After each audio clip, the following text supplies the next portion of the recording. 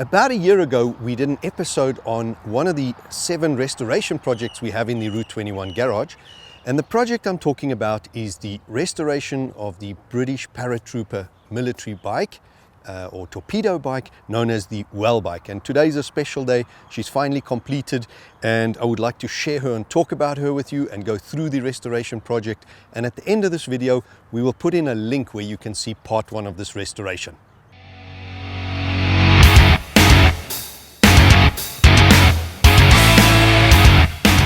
In part 1, you would have seen her in her raw state with different primers, the grey and the red oxide and that. Because to recap from part 1, the basic story, we found engine bits and pieces and parts in an old town north of South Africa, old province known as Transvaal. And then doing our research and getting hold of the very passionate guys in the UK from Welbike, and big thumbs up and thank you to you guys. They helped me get more details on this bike, off the engine number and all of that. We worked out that this was part of the North African deployment. They also advised us that the North African deployment didn't have like the European, the black leather seats, but the canvas seats. And they assisted kindly and remanufactured off Second World War used canvas off the original patterns, a seat cover and grips canvas as they were on this bike. And then based on that, we modeled her off the Mark II Series 1. A little bit more about that later. And most of it was there. Some of the stuff had to be recreated, and we were very fortunate in that in South Africa, in the Saxon World War Museum, we actually have a complete Welbike Series 1, Mark 1. And so even my good friend Marius, who is very helpful in machining stuff for our chariot pumps and that, I took him along and we looked at little things like these clamps, and we took verniers and measured it and got the little screws and bolts with a British spec. And Marius is an absolute perfectionist. He machined all the stuff. We even wanted to save the spark plug because we couldn't get a spark plug here in South Africa with a correct thread in that to fit. So he machined out the center and put a brass shaft through the center of the spark plug. So he saved the spark plug for us. So as close as we could get it. We had a copy or a remanufacture of those the pressurizing pump on the tank in the first instance, but then on eBay I found an original one like that. So over a 4-year period now, more and more of this bike is original parts. The guys in the UK found us these nuts, for example, and the throttle grips here and carburetors and so it got more and more exciting as we went along. And I even had the decals done in the UK and all of that. So I used a little bit of creative license because these bikes were completely built up and then obviously sprayed in the green. However, I really thought to highlight and show off the bike because it's a bit of a museum piece in our museum. So all the brass parts I left natural polished just to show the quality and how pretty this bike can really be. Now, when it came to the motor, I started tinkering with it, but then on one of my trips I thought, what the heck? Put it in the car and drive it down to my good mate Martin, who did the restoration of our 1959 MV Augusta.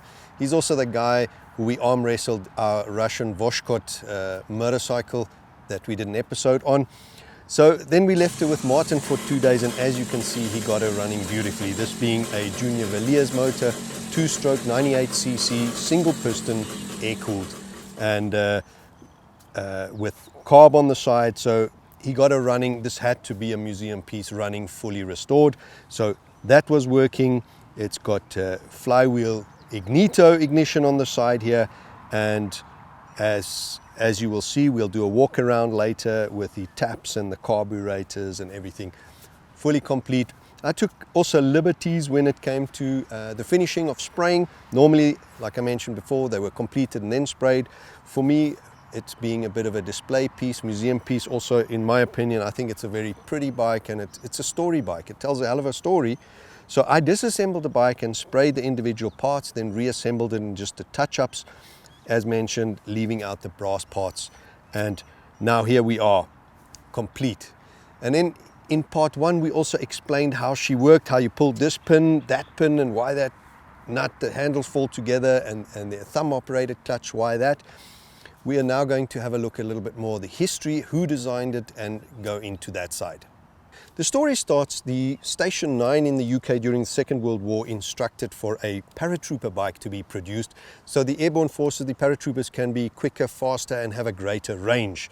So Station 9 commissioned this and they were produced in Welwyn, and everything produced in that town got the prefix Well, like Well Rod, Well Ram, and this being a motorbike became Welbike.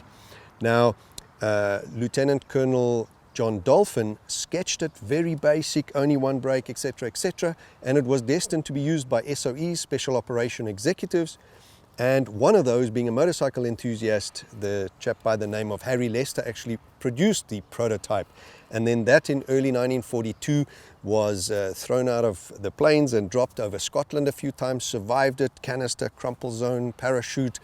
It survived, was really great, and after some practices they could even get it up and running in 11 seconds. Now, before it was loaded in the canister, it was fueled and it was even pressurized. So you just pull up the seat, handlebars, lock this in place, pull the clutch, off you go.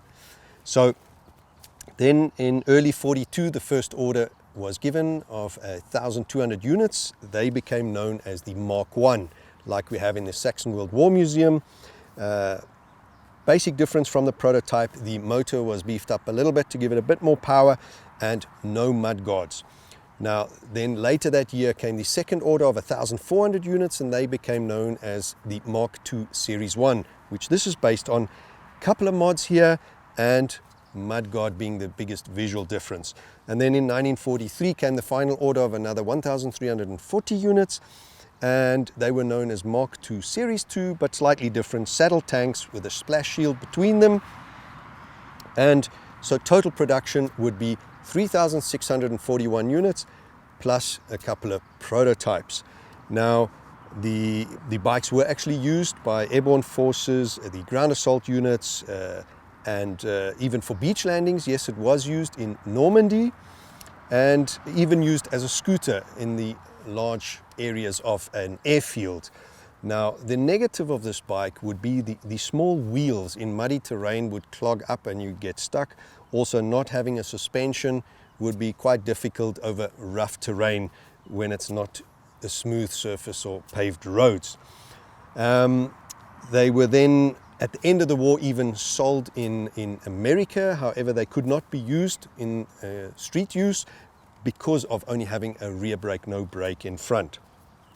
Basic specs on this bike: dry weight is 32 kilograms, fuel capacity being 2-stroke, a total of 3.7 liters between the two tanks. The range on that gives you between 110 and 140 kilometers. Top speed of this motor is about 48 kilometers per hour. And the whole bike fitted into a canister which was 1.3 meter long, height was 35 centimeters, width was 30 centimeters. It was traditionally painted green and in white, had motorcycle on it, and hung on the bottom of wings where the parachute was connected statically and then dropped over the battlefield. As you can see, not the most comfortable bike, but a super awesome story. I hope you enjoyed that restoration with us. We're going to do a walk around on the bike, and please have a look on the left hand side, right next to your left foot. You have an open flywheel just behind the carburetor, final drive chain, and just magnificent story, and I think it's a real pretty motorcycle. Please remember to click like and subscribe. We're nearly finished with the chariot pump restoration. We just need hoses, and then we can do part 2 for that as well.